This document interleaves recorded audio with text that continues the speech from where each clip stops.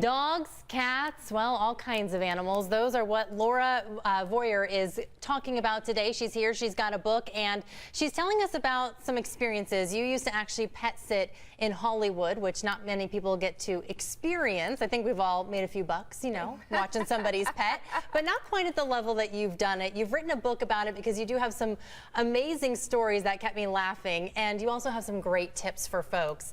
Let's start off with who you're holding here. This is Autumn. This is Autumn. She is rescued from a puppy mill, and she's available for adoption. She's about 6 years old. She's great with kids and other pets and dogs, and she comes to us through the Chihuahua Rescue of San Diego, and she's just a doll, such a sweetheart. We hope to find her a nice home. She's adorable, and you obviously have a great passion for dogs and animals for that matter. Tell us how you got into this whole crazy Hollywood pet sitting scene. Well, accidentally. I'm from Chicago originally, and I came out to LA to be a makeup artist, and I was failing miserably to be a makeup artist, and I was doing a side gig walking dogs, and I ran into Paula Poundstone, and she asked me, "Are you a professional dog walker?" And I thought, yes. I am now. From here on out. So, and I never turned back. I loved it. I love the pets. I love the people. I'm passionate about the animals. So it's been a great opportunity for me to do what I love. And you've learned a lot from it. We know that, you know, a lot of people out there are crazy about their animals. In fact, they're just like children. Hollywood, no different. You have some great stories. One in particular, you were supposed to meet an owner for the first time and her pet. You ended up meeting her and her pet's psychic. Talk about that. Oh, absolutely. So I call it the pet psycho. A client had hired a psychic to sort of communicate with her dog to get the lowdown on how much her dog really liked me. And it turned out that the psychic was getting information supposedly from the dog that the dog didn't really care for me, and it turned out that the dog had thought I had stolen her boyfriend in a previous lifetime. Well, Laura, that is a no-no. I said, that can't be true. I would have never done that. So I'm guessing you did not get the job. I did not get the job. Wow. I think the psychic got the job, though.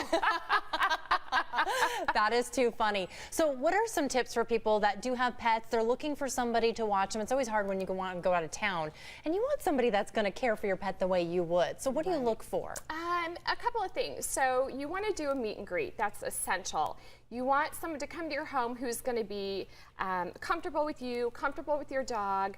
Make sure you call that person's references. Make sure that they're communicating. Make sure that, you know, they have references that are reliable and dependable.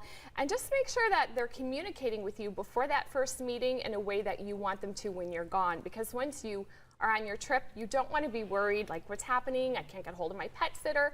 So make sure you have an open line of communication and that person seems reliable and dependable, and that your pet actually likes that person.